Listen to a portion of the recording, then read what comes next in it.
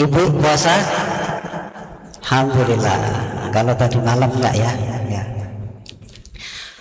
Mari kita panjatkan puji syukur kita kehadirat Allah Subhanahu wa taala.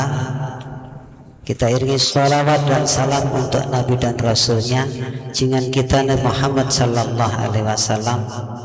Tentunya dengan harapan semoga Allah memberikan kekuatan lahir maupun batin sehingga dapat mengeksekusi puasa di bulan Ramadan ini dengan baik.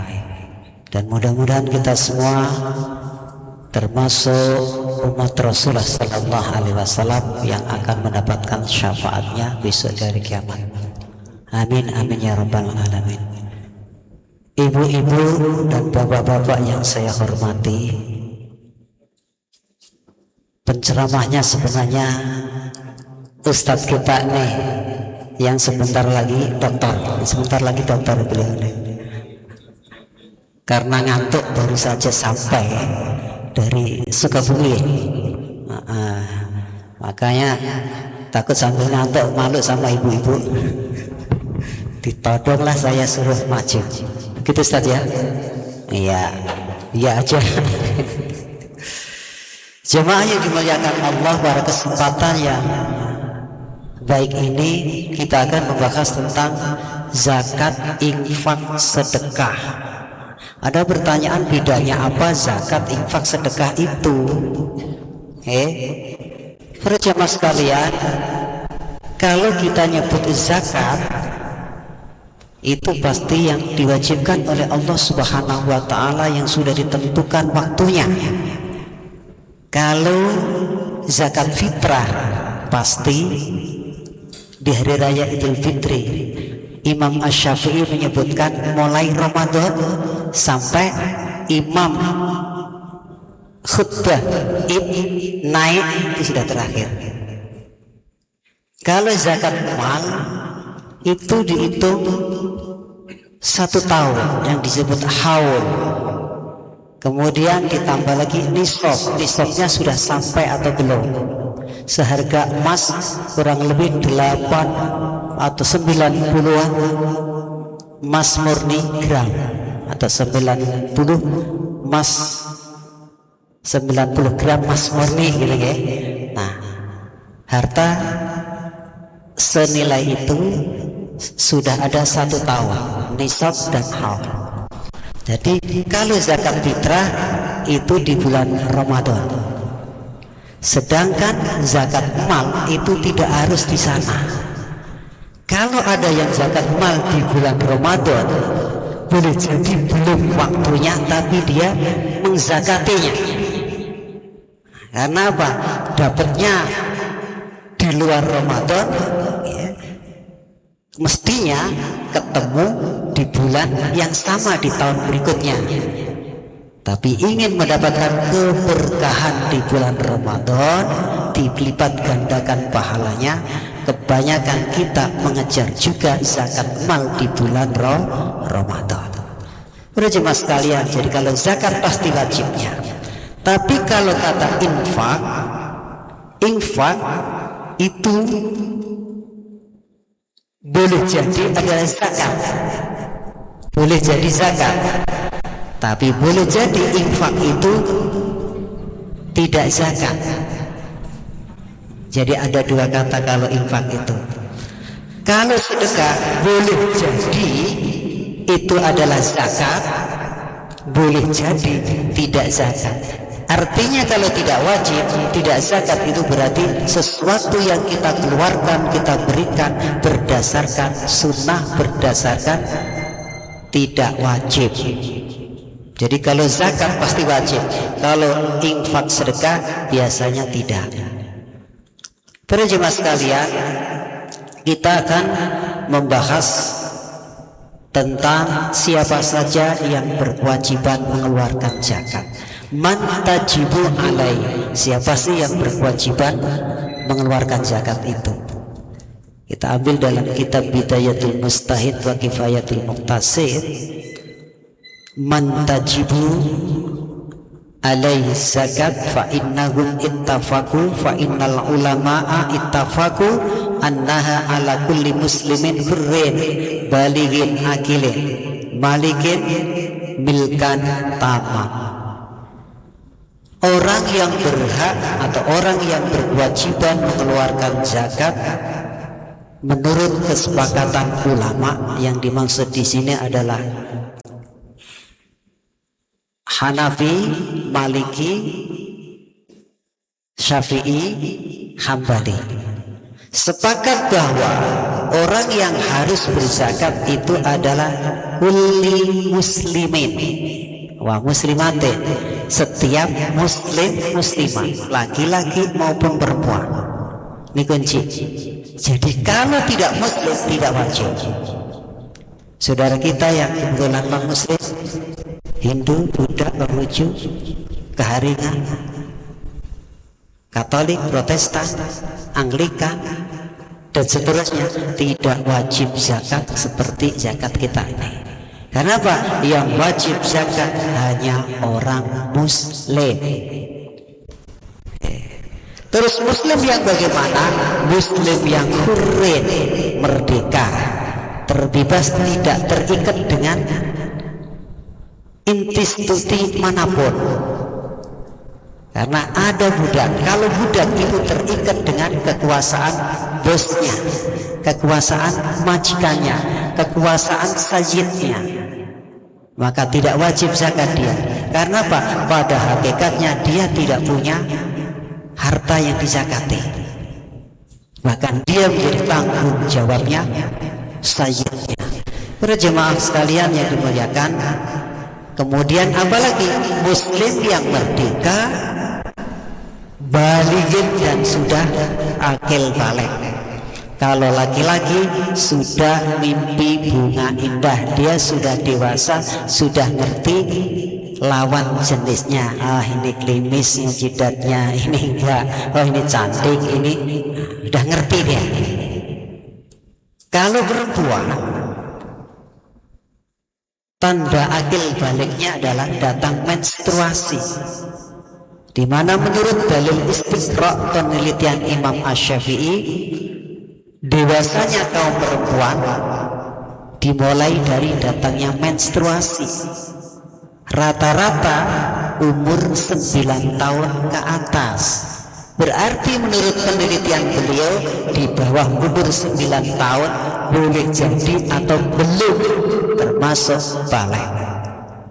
Karena apa? Kebanyakan menurut istiqra' beliau umur 9 tahun ke atas.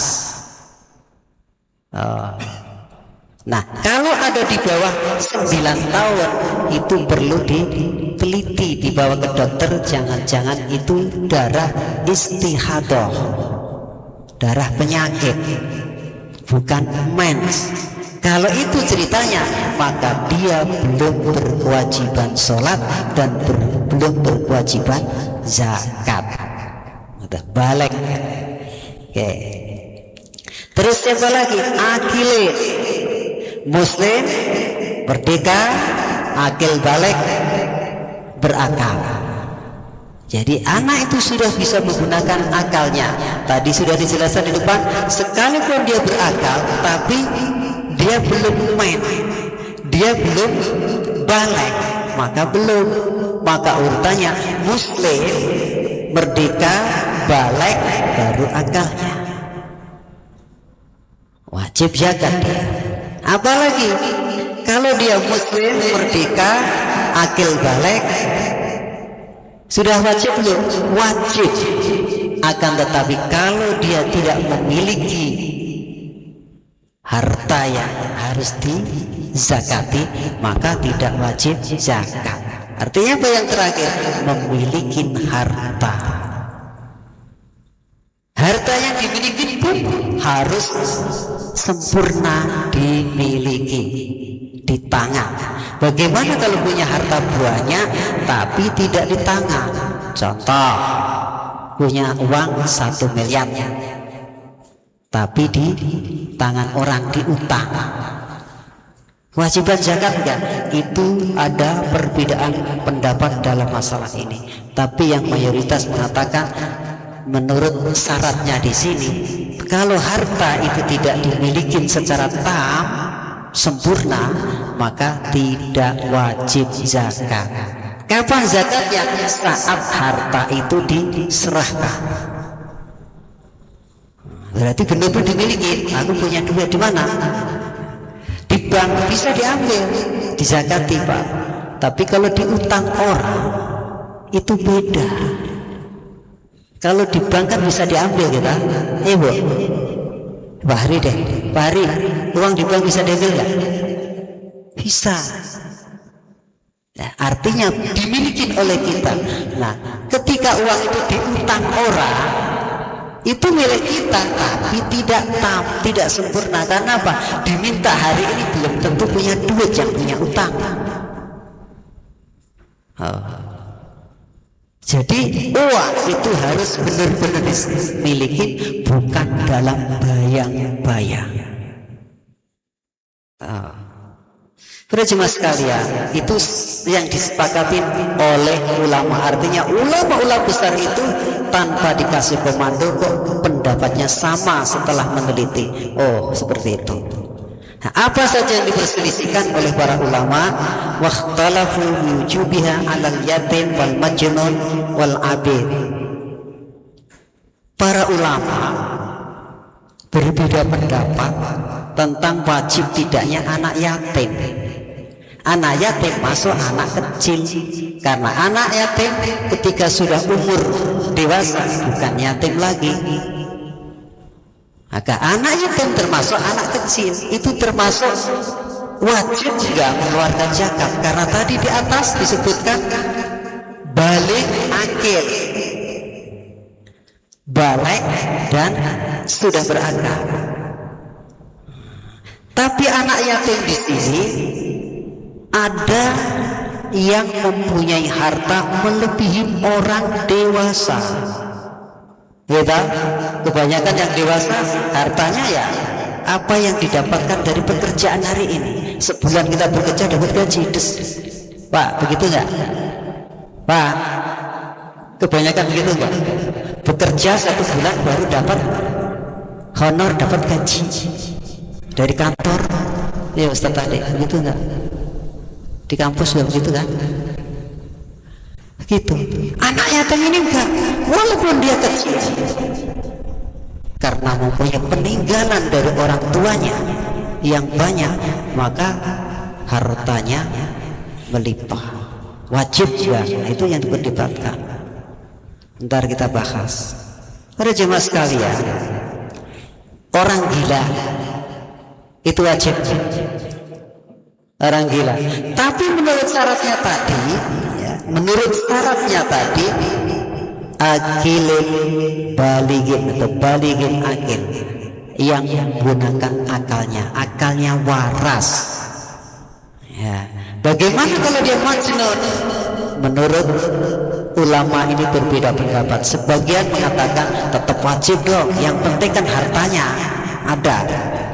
Gitu. Sebagian lagi tidak wajib karena dia tidak bisa menggunakan akalnya. Para jemaah sekalian, masalah anak yatim atau anak kecil, bahkan bayi yang baru saja dilahirkan, percek gitu namanya. Begitu percek, khotib naik atas mimbar, atau percek gitu kan, 1 jam atau berapa detik bahkan khotib naik mimbar, itu wajib. Ya, wajib. Kapan wajibnya? Ya berapa detik itu. Usahakan orang beriman itu harus teliti, harus ngerti. Anak lahir di waktu mengeluarkan zakat itu dizakati atau tidak? Ini bahasanya para jemaah sekalian. Fa ammas syuhur fa inna qauman qalu tajibu zakat bi amwalihim. Ulama-ulama berkata bahwa wajib zakat bagi anak-anak kecil, termasuk anak yatim yang mempunyai harta banyak. Ini dikatakan oleh Sayyidina Ali karramallahu wajhah, Ibnu Umar, Jabir, Aisyah radhiyallahu anha, terus Imam Malik, Imam Asy-Syafi'i, Imam As-Sauri, Imam Ahmad, Ishaq, Abu Thawr, dan segenap mayoritas ulama yang ada itu mengatakan wajib. Jadi anak yatim yang punya harta banyak tadi ternyata wajib, sekalipun sebagian mengatakan tidak wajib. Nanti kenapa kok bisa berbeda, kita dapatkan alasannya. Para jemaah sekalian, jadi anak yatim sekalipun masih kecil, belum balik, belum berakal, tapi dia mempunyai harta banyak, maka wajib dia mengeluarkan zakat. Siapa yang mengeluarkan? Walinya, orang yang mendapatkan kuasa dari keluarga, ya, di mana harta anak yatim peninggal orang tuanya itu diserahkan kepada keluarganya yang bisa dipercaya, namanya wali itu. Wali inilah yang mengeluarkan zakatnya anak yatim tadi. Terus bagaimana kalau anak kecil? Anak kecil dalam masalah harta belum punya. Anak yang kecil tapi tidak yatim, Pak. Gitu. Harta dikuasai oleh orang tua. Nah, kalau zakat mal sudah barang tentu anak kecil belum punya harta. Nah, wajibnya di mana? Wajib mengeluarkan zakat fitrah. Tadi begitu dia lahir, beberapa saat hari raya, maka berapa saat itulah waktunya orang tua menzakati bayi tadi. Jadi kita gini, yang punya anak kecil atau punya cucu, sudah termasuk wajib dizakati. Siapa yang keluarkan? Orang tuanya. Sekalipun ada yang mengatakan tadi anak kecil tidak wajib zakat, tapi mayoritas menyatakan wajib oleh orang tuanya. Kalau anak yatim yang punya harta banyak, maka dia wajib mengeluarkan zakat fitrah dan zakat malnya oleh wali, oleh orang yang diserahi mengelola zakat, mengelola harta anak yatim tadi. Para jemaah sekalian, kalimat zakat, kata zakat itu selalu digandeng dengan kata sholat. Sholat itu untuk hubungan baik kita dengan Allah, hablum minallah. Sedangkan zakat, infak, sedekah itu bentuk hubungan baik kita dengan sesama. Kita dapati bahwa zakat itu diwajibkan oleh Allah Subhanahu wa taala dalam Al-Qur'an surat Al-Baqarah ayat 43. Jadi kata-katanya banyak sekali. Ada kurang lebih 59, tapi kita ambil di surat Al-Baqarah ayat 43-nya. Wa aqimus shalah wa atuz zakat, dirikan salat dan tunaikan zakat. Aqimus shalah, hubungan baik dengan Allah, hubungan baik dengan sesama. Dalam surat Ali Imran ayat 112, manusia tidak akan mendapatkan, di mana manusia berada, dia akan mendapatkan kehinaan atau berada dalam kehinaan, kecuali kalau dia mau berhubungan baik dengan Allah, hablum minallah, dan hubungan baik dengan sesama, hablum minannas. Aina masukifu illa bihablim minallah wa hablim minannas. Di sini para jemaah sekalian, jujur, ya, tidak boleh disembunyikan, ada bersamaan Di dalam ajaran saudara kita non muslim, khususnya yang Nasrani, Kristen, mereka membuat simbol apa? Salib. Gitu. Salib itu bentuknya kayak apa sih? Coba ibu, kayak apa salib? Kalau digambar, berdiri dulu tak? Nah, tiang ke atas tak? Hablum minallah. Tadi hakimus sholat. Terus wa'atuz zakatnya bagaimana? Nih, vertikal, horizontal, hubungan baik dengan sesama. Ada salah. Ini harus jujur bahwa ada persamaan yang seperti itu. 1500 tahun yang silam Al-Quran turun, tapi 500 tahun sebelum Al-Quran turun sudah ada ajaran salib itu. Ajaran salib itu diwujudkan dalam Al-Quran surat Al-Baqarah ayat 2, dan yang lainnya yang jumlahnya kurang lebih 58 atau 59 termasuk yang 43. Semua menyatakan hakimus sholat wa atuz zakat, itu baru kata zakat. Bagaimana dengan kata yang lain? Umpamanya surat Fatir surat 35 ayat 29 juga Allah mengisyaratkan seperti itu. Innalladzina yansluna kitaballah wa aqamus sholat wa anfaqu mimma razaqnahum sirran wa alaniyah, ila akhir ayat. Sesungguhnya orang-orang yang membaca Al-Quran, mendirikan sholat dan bersedekah, hablum minallahnya sholat, hubungan baik dengan sesamanya berupa sedekah, wa anfaqu berinfak. Jadi hablum minallahnya sholat, hubungan baik dengan sesama berupa tadi memberikan zakat, memberikan sedekah, memberikan infak. Jelas. Para jemaah sekalian, lalu zakat ini ditasarufkan kepada siapa?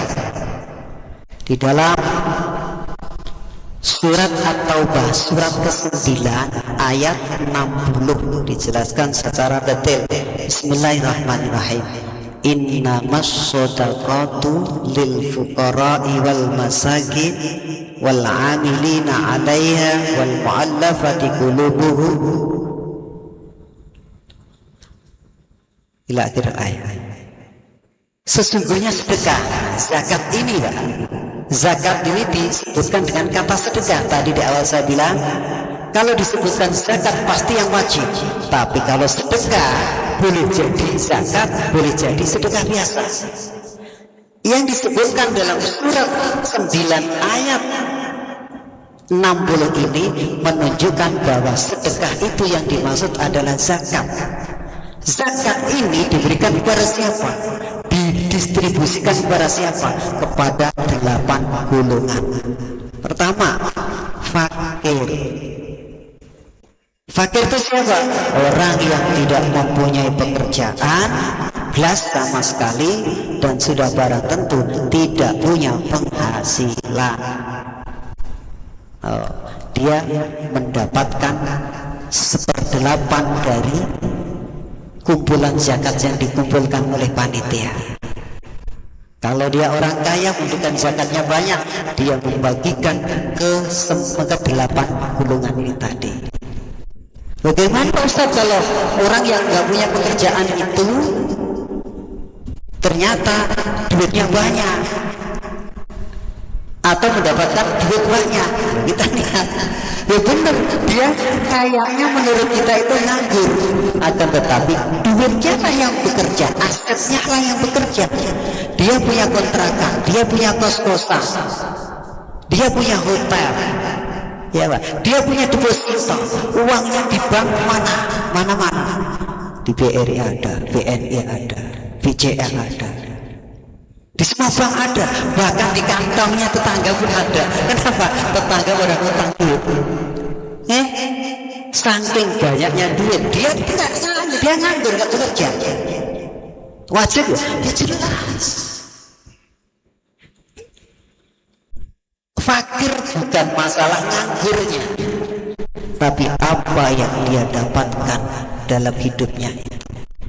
Kalau dia faktanya tidak dapat masukan karena tidak ada pekerjaan, ya pasti. Tapi kalau orang yang tidak bekerja fisiknya tapi punya aset, dan aset itu, ini Pak Arya, banyak nggak ya? Banyak Pak, saya melihat sendiri begitu. Dia punya di sini aset di sini nih, ya, pom bensinnya ada 12, kemudian hotelnya di Bali ada, di Jakarta sini banyak, bahkan di Lebak Bulus itu saya datang ke sana, hampir rumah Lebak Bulus yang dari anu sampai sana yang lebih gede itu milik dia semua, ya, diisi oleh orang-orang Amerika. Ini fakta. Satu rumahnya harganya berapa itu setahun? Nah, orangnya nganggur enak-enak begitu aja. Terus saudara-saudara kita yang pakai sarung aja kayak orang ada kumuh begitu Pak. Saya kalau pulang ke Demak begitu, lihat orang nggak kumuhnya kayak begini. Nggak taunya sawitnya di Kalimantan itu berapa? 200 hektar. Pernah dengar itu Pak? Itu gitu. Tetangga cerita, ini jangan ngira Pak Ustaz, jangan ngira kumel kayak begitu, bahkan kayak kumisnya nggak pernah dipotong sampai melungker gitu. Begitu bau gitu kan. Tapi asetnya di Kalimantan bekerja, ya Allah. Jadi sebulan itu dia dapat 2,5 miliar Pak. Orang kampung coba buat beli tanah itu banyaknya. Ini secara lahir dia fakir gitu. Tidak punya pekerjaan tapi asetnya bekerja. Nah, orang seperti ini bukan fakir yang menerima zakat. Ini bukan fakir tapi orang kaya. Banyak orang kaya nggak bisa tidur karena apa? Karena dia bekerja. Ini orang kaya tapi nggak mau bekerja, kelihatannya orang nggak punya pekerjaan. Satu. Yang kedua, orang miskin. Miskin itu orang yang sudah mempunyai pekerjaan. Maaf, tukang cukur, kondektur, bukan direktur ya, direktur beda. Ibu yang nyuci, gitu, nyuci itu loh, nyuci. Saya bertanya, ibu kerjanya apa? Saya nyuci Pak. Gajinya berapa? Nah, kalau di Jakarta masih mending ada jetnya gitu kan, 1 juta 2 juta gitu. Ada di daerah tertentu begitu, tanya berapa? 500.000 Pak sebulan, anak 4, rumah ngontrak.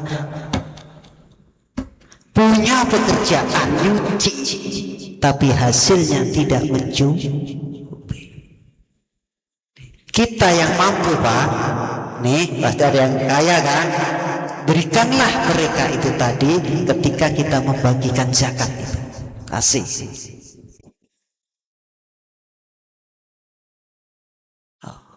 Jadi berat tanpa minta mereka, sebab itu adalah haknya mereka. Fakir miskin di Jawa Timur tahun 87, saya masih di Jawa Timur sana, ada Baksul Masail yang diadakan oleh organisasi NU Nahdlatul Ulama, ya. Ternyata menurut penelitian di saat itu, maaf, bapak tentara dan polisi, guru SD, guru MI terutama, itu honornya Pak Bu, ya, tidak mencukupi. Tahun 97 itu menurut penelitian teman-teman itu. Jadi ada tentara itu, maaf ya, tentara kayaknya seragamnya itu memang keren banget, dan kan jiwanya jiwa berjuang, nasionalnya tinggi, harga diri negara, harga diri tentaranya itu dia nggak mau aku kekurangan, enggak, dia diam. Tapi saat itu benar-benar penghasilannya kurang, tapi nggak mau bersuara. Istrinya juga istri-istri yang solehah, diam semua. Nah, menurut penelitian teman-teman tadi kan, ini penelitian, ya, mereka berhak menerima zakat. Jadi kalau ada orang kaya mengeluarkan zakatnya tanpa diminta, kasih mereka. Ada orang yang memang minta, dikasih, ada yang tidak mau minta walaupun butuh, yaitu grupnya itu tadi. Nah kalau tentara sekarang, tentara polisi sekarang saya nggak tahu, tapi di 97 itu ditemukan kayak begitu di Jawa Timur. Guru agama apalagi, sampai sekarang saja ada guru ustaz. Kalau guru negeri Pak masih mending, alhamdulillah sekarang gitu. Alhamdulillah guru SD SMP udah alhamdulillah sekarang. Saya tahu itu. Saya tahu. Nah, yang guru swasta masih mengerikan. Jadi ada guru ini honornya 300.000 sebulan, ngajar anak segitu banyaknya, 300.000. Bisa dibuktikan. Orang yang seperti ini dia berjuang di jalan Allah. Ustadz atau guru agama yang seperti tadi mendapatkan 1/8 dari akumulasi zakat yang dikumpulkan oleh panitia. Masuk sabilillah atau masuk orang miskin. Miskinnya di mana? Dia punya pekerjaan setiap hari ngajar, kerjaannya itu, tapi hasilnya 300.000 tidak mencukupi. Untungnya mereka ada di daerah. Nah, mentang-mentang di daerah apa nggak boleh makan enak? Maka berbahagialah guru-guru yang ada di kota besar seperti Jakarta ini. Jemaah sekalian, fakir miskin, ya sudah. Sebenarnya contoh banyak. Amil juga mendapatkan 1/8 dari akumulasi zakat yang dikumpulkan oleh panitia. Contoh panitia masjid, panitia musola, ya, ketika sudah terkumpul harta zakat itu, maka dia juga dapat bagian 1/8. Panitia boleh tunggal satu saja, maka di kampung biasanya panitianya hanya kiai Pak. Akhir-akhir ini dihujat, enak jadi kiai itu dapat beras banyak. Ya Allah, Pak kiainya dia nggak ngerti leh. Selama setahun ini kan dia berjuang untuk jamaahnya. Begitu Idul Fitri mereka hanya beras saja Pak, kira maghrib ya, mulai maghrib sampai malam tuh. Itu mau dipanitiani di kampung kan kasihan. Nah, panitia boleh satu, boleh lebih dari satu. Di masjid sempat di sini itu panitianya dulu sampai ya 30 ke atas. Ibu Gianto ingat berapa? Wanitanya banyak sekali ya. Jadi kalau 1/8 dari akumulasi yang ada, yang didapat, maka 1/8 dibagi amil yang ada, disesuaikan keadaan. Kalau ambilnya ya hanya ngawas-ngawasin aja ya beda dengan yang kerja keras begitu. Nah ini tugasnya Pak Anu nih, Pak Rio nih, pengawas nih, ada di masjid ntar. Oke. Amil, jadi amil mendapatkan bagian. Lalu mu'alaf itu orang yang diharapkan dia mau masuk Islam, deketin dia, gunakan potensi dari zakat ini untuk dia. Kalau di luar muslim dikasih Indomie, apa yang bisa kita berikan kepada mereka? Rasulullah Shallallahu Alaihi Wasallam memberikan contoh konkret ketika Umar bin Khattab sudah masuk Islam, itu beliau ikat biar tidak keluar lagi, biar tetap kuat di dalam Islam. Diikat dengan apa? Posisi. Toh, Umar bin Khattab dikasih posisi. Khalid bin Walid juga begitu, sebelum masuk Islam dia adalah musuh utama, bahkan menjadi panglimanya kafir. Ketika perang Uhud itu dimenangkan oleh Khalid bin Walid dan pasukannya, pasukan Muslim kalah, Pak. Tapi waktu yang menentukan, beliau akhirnya masuk Islam. Setelah masuk Islam, Rasulullah Shallallahu Alaihi Wasallam dengan cerdiknya Khalid bin Walid dikasih posisi. Pemberian posisi inilah termasuk mu'allaf. Jadi jangan biarkan, di Indonesia ini masih dibiarkan orang yang masuk Islam itu banyak sekali, tapi tentu. Nah, mestinya ada yayasan mu'allaf. Itu idenya Pak Mahindra, ntar mau bikin yayasan mu'allaf. Bagus sekali. Karena apa? Al-Qur'annya surat 9 ayat 60 menyebutkan ada mu'allaf yang harus diperhatikan, dapat 1/8 dari zakat mal. Oke. Nah, itu wal mu'allafatu gharem. Gharem adalah orang yang punya utang di mana dia sudah tidak mempunyai kesanggupan untuk nyaur. Nah, itu membutuhkan penelitian. Ketika dia tidak bisa nyaur dan butuh dana, ketika dia mau mengajukan ke panitia, maka bisa menunjukkan data dan siap diaudit. Benar nggak? Punya uang, punya utang 1 miliar, tapi dia mempunyai aset yang laku sampai 10 miliar. Nah, layak nggak dibantu? Tuh. Masih diteliti lagi, kalau rumah itu masih ditempati rame-rame dan menjualnya lama, maka bisa dibantu, Pak. Tuh. Jadi kalau di satu panitia zakat tidak bisa membantu sesuai yang dibutuhkan, maka dia bisa menggabungkan dengan panitia-panitia lain di masjid ini. Itulah gunanya persatuan tadi.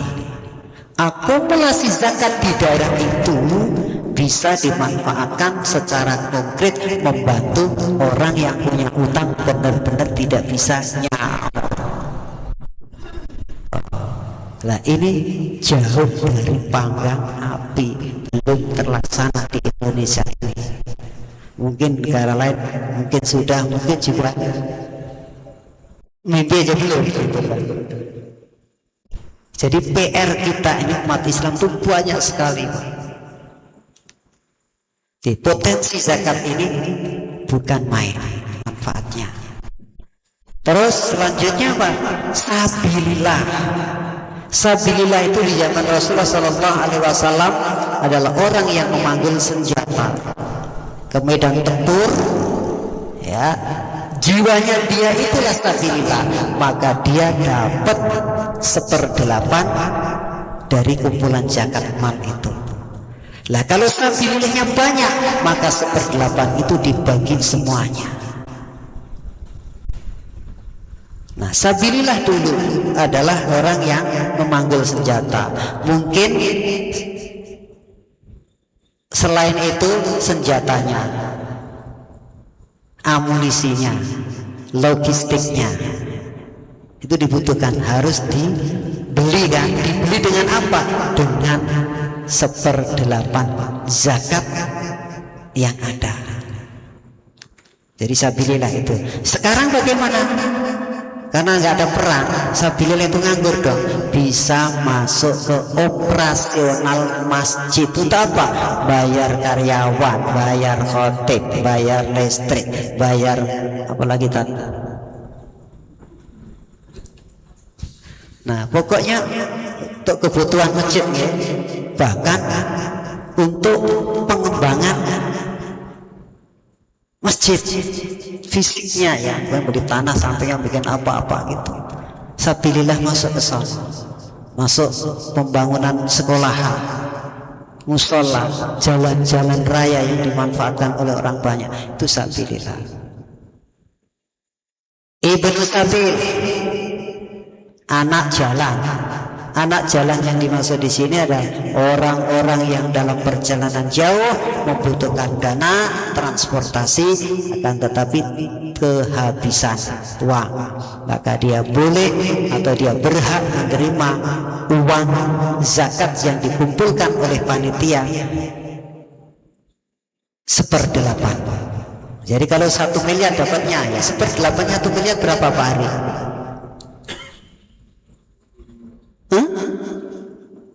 Oke, segitulah.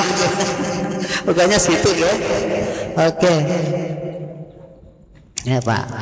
Lalu, nah itu dah distribusi zakat ke sana Pak. Nah, 8 kelompok ini tadi ternyata bapak ibu kita, kakak adik, kerabat, kedua orang tua kita, kerabat kita tidak disebutkan, nggak ada.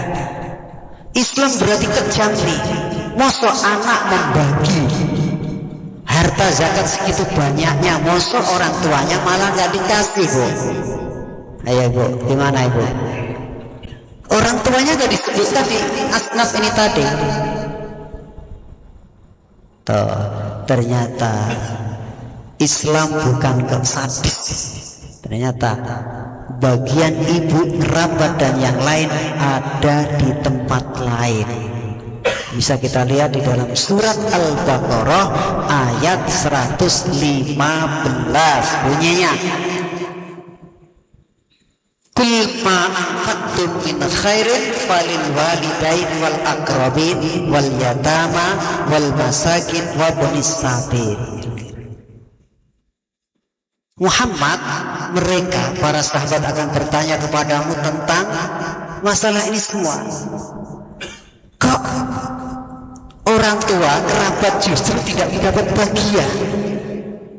Ya, lalu itu dikemanakan? Tadi yang zakat diarahkan ke 8 asnaf, surat At-Taubah surat 9 ayat 60. Sedangkan untuk orang tua dan kerabat ada di Al-Baqarah 215. Yang pertama, kalau kamu berinfak bukan zakat. Infak bermakna, infak bukan bermakna zakat. Kepada siapa? Kepada kedua orang tua. Jadi kalau kita sedekah berinfak jangan ke orang lain dulu Pak. Orang lain, kedua orang tua kita dulu. Orang tua sudah mampu baru ke kerabat. Kita punya paman, adiknya bapak ibu kita, kakaknya bapak ibu kita, keponakan. Kita punya orang-orang dekat kita, termasuk di sana ada pembantu-pembantu 24 jam siap dipanggil oleh kita. Toh nggak jawab-jawab, bosnya semakin kenyang. Toh nggak jawab, tambah kenceng lagi. Toh iya Bu, saya ngantuk banget nih Bu. Iya Wong, tengah malam baru tidur, baru dipanggil lagi kan, wajar gitu. Nah, orang yang mengabdi kepada kita 24 jam seperti itu, kapan saja dia bangkit, dia melayani kita. Dia sudah seperti kerabat. Maka ketika mau berinfak nih, kenapa? Bapak ibu sudah mampu, udah nggak butuh uang. Kerabatnya semua, kakak, adik, ipar semuanya udah kaya semua. Nah, ada pembantu yang 24 jam yang gajinya kita gaji terbatas. Hari ini mengeluarkan banyak zakat tadi pun kalau dimasukkan miskin ya mungkin juga masukkan miskin situ Pak, ya kan? Atau masukkan ke dalam kerabat ini tadi. Jadi bisa dia pembantu ini bisa masuk ke miskin. Kenapa kok miskin? Iya, hasil dari kerjaan itu tidak mencukupi keluarganya. Bisa atas nama miskin dapat zakat tadi, bisa atas nama infak karena dia dekat dengan kita. Oke, kedua orang tua, kerabat, lalu siapa? Baru anak yatim. Anak yatim. Anak yatim tuh yang bagaimana? Ya anak yatim yang tidak mampu. Ada anak yatim yang kaya, bagaimana? Ya enggak lah, kita berikan perhatian kepada anak yatim yang tidak mampu tadi, baik kasih sayang, diusap kepalanya dan juga disantuni. Tapi kalau anak yatim yang kaya raya, sudah barang tentu kita berikan perhatian saja, karena uangnya sudah cukup untuk membiayai hidupnya oleh wali yang ditunjuk tadi. Kalau kasih duit kan nggak seimbang, duitnya dia banyak. Tuh, jadi kalau infak anak yatim tidak disebutkan di dalam zakat, tapi disebutkan dalam infak. Sabilillah masuk lagi, maka masjid sasarannya masuk zakat, infak, sedekah. Zakat masjid, infak masjid, sedekah masjid juga. Untuk apa? Untuk tadi operasionalnya. Terus infak juga bisa disalurkan ke Ibnu Sabil. Ibnu Sabil, anak jalan tadi ya. Jadi Sabillah dan Ibnu Sabil dapat dua, bisa dapat dari zakat dan bisa juga dapat dari infak. Tapi anak yatim, kerabat dan orang tua tidak masuk zakat, masuknya ada di infak. Jangan orang tua kita dikasih kotoran. Zakat itu katanya kotoran. Maka keluarga Nabi nggak mau dikasih zakat. Zakat itu kotoran. Nah, kasihnya Pak infak. Infak itu kewajiban anak kepada orang tua, sebagaimana dulu orang tua menafkahi anak-anaknya. Oke. Bentar lagi. Penutup. Bagaimana cara mensyaratkannya? Bagi zakat, infak, sedekah. Oke lah yang sedekah saja. Kalau zakat itu mau pamer atau tidak pamer, harus dikeluarkan tuh. Pak. Zakat harus dikeluarkan sekalipun kita harus pamer. Tetap yang bagus ya nggak pamer, ya. Dipublikasikan. Tapi kalau yang zakat infak tadi yang tidak bermakna zakat, itu harus ikhlas dan tulus. Maka kalau mau sedekah jangan banyak kalau nggak tulus, lebih baik sedikit tapi tuh. Bagaimana kalau banyak tulus? Wah itu hebat, gitu kan? Lah yang sementara Pak udah ngasih sedikit nggak tulus, ngomel-ngomel kok itu terjadi setiap hari. Ya itu kan sedang tidur siang, puasa-puasa, ada saudara kita yang punya profesi ngamen umpamanya, ada yang ngetuk pintu minta-minta, ya kan? Ngomel-ngomel kita ini, bahkan kita nggak ngasih ngomel-ngomel gitu kan, nggak ngasih ngomel-ngomel. Adalah ajaran kita qaulun ma'rufun, kata-kata yang baik. Punten ye, lain kali. Karena bilang lain kali, datang lagi. Lalu terus bagaimana? Berjemaah sekalian. Jadi infak sedekah ini, zakat, infak, sedekah, ajaran kita yang biasa diajarkan oleh ustadz-ustadz kepada kita adalah tangan kanan memberi, tangan kiri tidak tahu. Artinya apa? Kita memberi, keluarga lain nggak ada yang tahu. Itu yang paling aman. Bagaimana kalau kita memberikan sedekah, infak, zakat, infak, sedekah ini tadi terang-terangan dipublikasikan, manggil wartawan, masuk televisi, foto jebret. Boleh nggak? Ya saya tanya sebelum dijawab. Boleh nggak juga gitu? Boleh nggak? Jawabannya kok ragu. Boleh nggak? Nggak boleh. Boleh nggak? Iya udah. Gimana Bapak? Boleh nggak? Boleh? Oke dah, jawabannya beda-beda. Ibu, Rasulullah SAW di bulan Ramadan seperti ini mendengar berita dari telik sandinya, mata-matanya, ya, bahwa pasukan Romawi yang besar gagah perkasa sudah mempersiapkan penyerbuannya ke Madinah. Rasul ringkas cerita langsung bilang sama para sahabat, bagaimana ada pasukan yang besar yang sudah terkenal tidak terkalahkan mau menyerang pasukan kita. Para jamaah itu, ya Rasul, kita lawan saja. Oke, dilawan. Kita di bulan Ramadan, musim panas, kita butuh tenaga dan butuh logistik dan lain-lain. Senjata juga harus ada. Jamaah itu para sahabat gak ada yang jawab, Bu. Diam semuanya. Nah, intinya apa? Rasul itu mau bilang, yuk kita urunan gitu, buat beli senjata, buat beli logistik. Tapi gak ada. Akhirnya apa? Umar bin Khattab berdiri sambil lantang yang kata, Rasulullah Shallallahu Alaihi Wasallam telah meminta kepada kita bahwa ada pasukan yang hendak menyerbu kita. Kita butuh dana yang besar. Kok nggak ada yang jawab? Rasul lihat senyum aja lihat Umar itu. Umar marah loh. Sambil menyatakan separuh harta saya sumbangkan untuk perjuangan. Terang-terangan gak ini? Dilihat orang banyak dengan sombongnya menurut kita, aku bantu separuh harta saya. Maka Rasul, saudaraku Umar, Abu Bakar sudah memberikan hartanya, hampir semuanya ke perjuangan ini.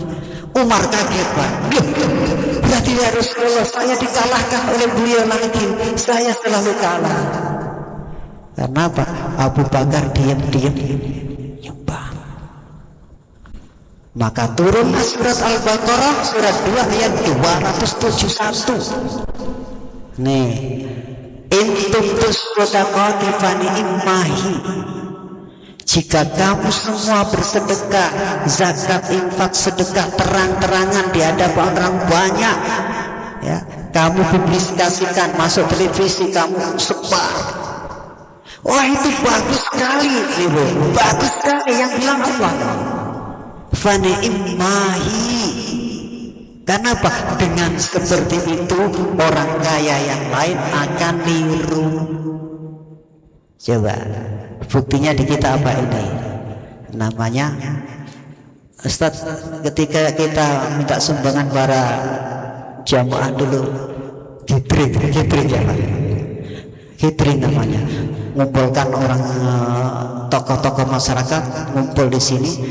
Terus kita menyampaikan bahwa kita sedang membangun, butuh ini. Akhirnya apa? Jenderal ini segini, jenderal masuk orang ini segini, gitu Bu. Dan ada fakta juga di tempat lain, masjid saya sedang membutuhkan 70 pintu jati, sedangkan kami di kampung nggak punya dana. Orang kaya itu Bu bilang 70 pintu jati itu aku semuanya, tunggu besok ya. Benar Bu. Semennya berapa? 2000 sak aku, besinya aku, di hadapan orang banyak aku. Nah, itulah firman Allah surat Al-Baqarah ayat 271. Jadi kalau kita bersedekah di hadapan orang banyak seolah-olah pamer, tapi tujuannya agar orang lain ikut, itu kata Allah fani'immahi. Buktinya apa? Banyak musola, masjid, pesantren yang terbangun gara-gara itu.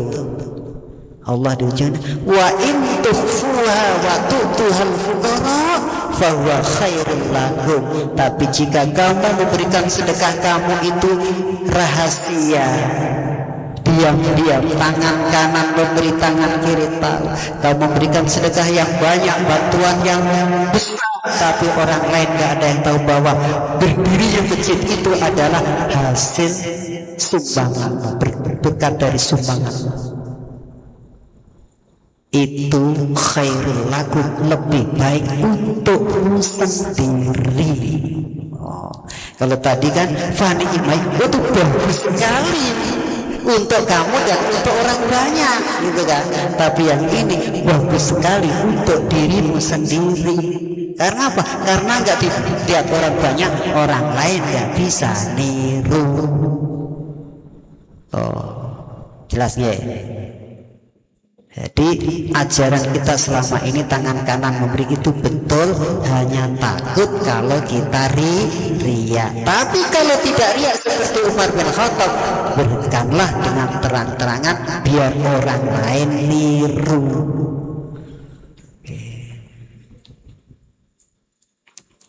Nah, demikian ibu-ibu mau disampaikan sampai enggak nih? Surut 5 menit lagi, kalau sudah tak sudah ini. Sampun ya, sampun, nanti surutnya nunggu. Mudah-mudahan ini ada manfaatnya untuk kita semua, terutama zakat fitrah masih bisa diberikan kepada siapa saja yang kita anggap dia fakir atau miskin, dia butuh, lebih butuh daripada kita. Sampai kapan batasnya? Sampai khotib naik ke atas mimbar. Ketika khotib sudah naik ke atas mimbar, maka zakat kita menjadi sedekah biasa. Artinya apa? Kita berikan jauh sebelum waktunya. Oke, kalau di kampung biasanya nih malam takbiran tuh maghrib udah ke rumah kiai-kiai, ke ustadz-ustadznya begitu Bu. Oke, beri zakat beras tuh ke kampung. Nah, jangan sampai Pak Kiainya sudah naik mimbar. Begitu naik mimbar, ibu bersedekah dan zakatnya itu menjadi sedekah biasa, artinya bukan zakat lagi. Demikian dan sekian kurang lebihnya. Mohon maaf, billahi wa taufiq wal hidayah. Assalamualaikum warahmatullahi wabarakatuh.